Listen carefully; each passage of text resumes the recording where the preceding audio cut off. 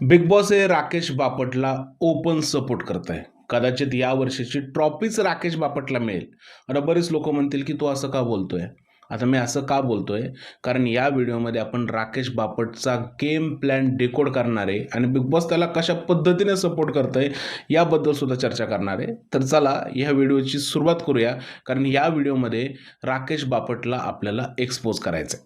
तर राकेश बापट जेव्हापासून घरामध्ये आलेले आहेत तेव्हापासून धडामधड बिग बॉसचे रूल तोडत आहेत आणि बिग बॉसकडून त्यांना काहीच बोललं जात नाही. विशेष करून काल त्यांनी टास्क रद्द केल्यानंतर सोशल मीडियावरती त्यांची वाहवाही केली जाते, का तर त्यांनी टोळीचा कॅप्टन होऊन नाही दिला. पण यामध्ये खरंच राकेश बापट यांचा हात होता का? तर यामध्ये राकेश बापट यांचा हातच नव्हता, कारण तो बिग बॉसचा डिसिजन होता. आता तो डिसिजन काय होता, कशा पद्धतीने बिग बॉसने राकेश बापटला सपोर्ट केला याबद्दल बोलायचं आहे. पण याआधी त्यांनी किती रूल तोडलेत आणि बिग बॉसने त्याच्यावर काहीच ॲक्शन नाही घेतली हे आधी समजून घेऊया. तुम्हाला सोनाली राऊत माहिती आहे, या सीझनला होती. तिने काय केलं, एका टास्क नंतर सांगितलं की मी डोक्यावरती शेण घेणार नाही. बिग बॉसला प्रचंड राग आला. बिग बॉस बोलले तुम्ही शेण नाही घेतलं तर आम्ही तुम्हाला नॉमिनेट करतोय. त्यांनी तिला नॉमिनेट केलं आणि पुढच्या आठवड्यात बिचारी घराच्या बाहेर गेली. रितेश भाऊ तर एवढे भडकले तर त्यांनी घराच्या बाहेर हाकलून देण्याचा दम सुद्धा तिला दिला. हे सोनाली राऊत बरोबर झालं. पण राकेश बापटने काय केलं, ज्यावेळेस त्यांना आयुषने कॅप्टन्सी उमेदवारी नाही दिली तर हे महाराज बेडवरती जाऊन झोपले. 2 दिवस झोपले. 2 दिवसानंतर बिग बॉस म्हणतात की अरे राकेश, तुम्ही आमच्यावर राग कशाला काढताय. त्यानंतर ते उठले, डोळे सुजले होते. त्यानंतर पुढे एक कॅप्टन्सीचा टास्क होता, तिकडे मस्का लावायचा होता. यावेळेस महाराज म्हणले की मी या टास्कमध्ये भागच नाही घेणार. बिग बॉसने कन्व्हिन्स केल्यानंतर त्यांनी त्या टास्कमध्ये भाग घेतला, पण मस्काच नाही लावला. नोटाला वोट केलंय. असं कुठं बिग बॉसच्या घरात होतं? म्हणजे सोनाली बोलली की मी टास्क खेळणार नाही तर तिला शिक्षा, पण राकेश बापटला तिकडे काहीच बोलण्यात नाही आलं. त्याच्यानंतर काय होतं बघा, 4-5 दिवसापूर्वी नॉमिनेशन टास्क झाला. त्या टास्कमध्ये आयुषच्या गळामध्ये राकेश बापटच्या नावाची पाटी होती. महाराजांनी ती पाटीच तोडून स्विमिंग पूलमध्ये टाकली. बिग बॉस काहीच नाही बोलले. बिग बॉसने एवढं सांगितलं की असं करता येणार नाही. त्यांनी दुसरी पाटी पाठवली आणि तो टास्क कंटिन्यू केला. अरे वा बिग बॉस. त्यानंतर काल परवा जो टास्क झाला कॅप्टन्सी उमेदवारीचा, तिकडे या महाराजांनी गाजर घराच्या बाहेर फेकलो ऑलमोस्ट. तरी सुद्धा बिग बॉसची काहीच ॲक्शन नाही. बिग बॉसचं म्हणणं आहे ठीक आहे, राकेश बापट आपलाच माणूस आहे, होऊन जाऊ दे. काहीच बिग बॉसची ॲक्शन नाही. याआधी पापडाचा जो टास्क झाला त्यामध्ये बिग बॉसने सांगितलं होतं की चटई उचलायची नाही, पण ह्यांनी चटई उचलली, काकेमध्ये मारली, अख्ख्या घरभर फिरत होते. बिग बॉसने काहीच ॲक्शन नाही घेतली. भाऊच्या धक्क्यावर हे सांगण्यात आलं की रुचिताने टास्क खराब केला, पण यांनी जी चटई उचलली याबद्दल अजिबातच बोललं गेलं नाही. म्हणजे राकेश बापट हे सर्रास बिग बॉसच्या विरुद्ध काम करतात, ते सर्रास बिग बॉसचे नियम तोडतात आहे आणि त्यांना काहीच बोललं जात नाही, कारण ते बिग बॉसचे चाहते आहेत ना. बरं एवढं सगळं जाऊ द्या, आता जे झालं ते झालं. कालचा टास्क बघा. कालचा टास्क यांनी रद्द केला. कारण काय सांगितलं की विशाल म्हणतोय की टोळीचा कॅप्टन बनणार आहे, म्हणून मला या दोघांनाही वोट करायचं नाही. असा रूल होता. रूल काय होता की दोघांपैकी एकाला निवडायचं आहे. 2च उमेदवार होते ना. आता राकेश बापट आणि त्याच्या काटा टीममध्ये एवढा दम नव्हता की ते स्वतःचा उमेदवारच तिकडे कॅप्टन्सीसाठी आणू शकले नाही. त्यांना तो टास्कही खेळता आला नाही तशा पद्धतीने.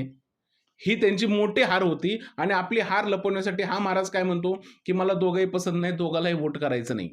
आणि यावरती बिग बॉस काहीच बोलत नाही. विचार करा, बिग बॉसने जर का असं बोललं असतं राकेश नाही चालणार असं, तुम्हाला कोणाला ना कोणाला वोट करावंच लागेल, तर राकेशचा हा गेम प्लॅन तोंडावच पडला असता.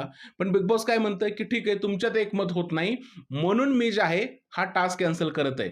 अहो, एक मताचा प्रश्न येतोच कुठे बिग बॉस? कारण राकेश बापट यांनी दोघांपैकी एकाचंही नाव निवडलं नव्हतं. त्यांनी सांगितले की मला हे उमेदवारच पसंत नाहीयेत. अरे उमेदवार आले होते, दोघांपैकी एक निवडायचा होता, नोटा असा ऑप्शन नव्हता.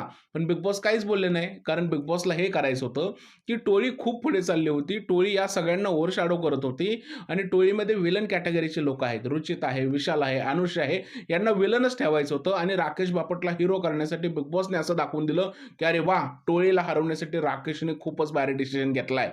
आणि बिग बॉसच्या सपोर्टमुळे राकेश बापट काल हिरो झाला.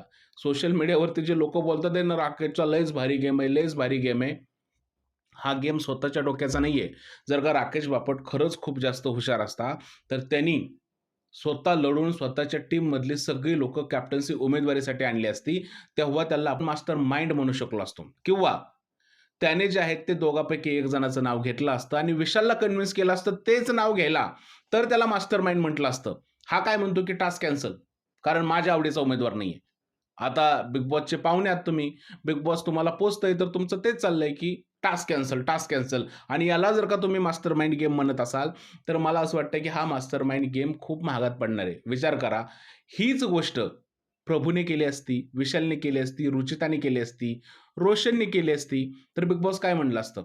बिग बॉस म्हणलं असतं, "नाही, तुम्हाला दोघांपैकी एक नाव घ्यावंच लागेल."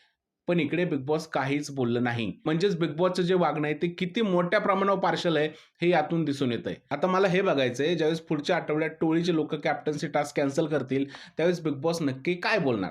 जर का बिग बॉस त्यावेळेस बोललं किंवा हे काटा टीमवाली लोकं रडायला लागली, तर आपण समजून जायचं, की ओपन सपोर्ट केला जातोय राकेश बापटला. आता बिग बॉसचं यामागचं प्लॅनिंग सुद्धा आहे.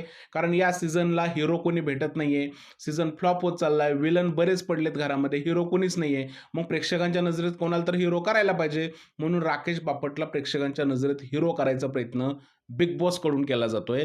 पण हा प्रयत्न सध्या तरी लोकांना समजतोय असं दिसत आहे. आणि राकेश बापटचा दुसरा काहीही गेम नाहीये. आता सध्या तो राखीच्या मागून खेळतोय. पहिलं तो झुंडमधून खेळायचा आणि कालचा त्याचा कोणताही मास्टर पंच नव्हता. तर तो बिग बॉसने आधार दिलेला पंच होता. जर का बिग बॉसने आधार नसता दिला, तर त्या मास्टर पंचला फुसका पंच असं नाव देण्यात आलं असतं. म्हणजे राकेश बापटचा गेम काय एवढाच भारी आहे, असं कुठेही दिसत नाहीये मला. तो फक्त बिग बॉसच्या जीवावर खेळतोय, कारण बिग बॉसचा त्याला सपोर्ट आहे.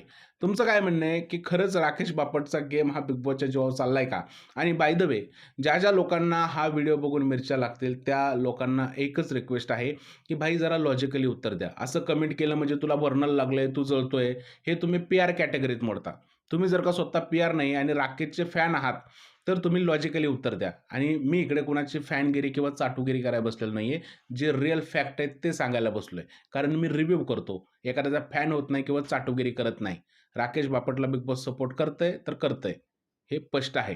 तुमचं काय म्हणणं आहे कमेंट सेक्शनमध्ये सांगा. व्हिडिओ आवडला असेल तर लाईक करा, शेअर करा. चॅनलला सबस्क्राईब करायला विसरू नका. भेटूया पुढच्या व्हिडिओमध्ये. तोपर्यंत जय हिंद, जय महाराष्ट्र आणि भारत माता की जय.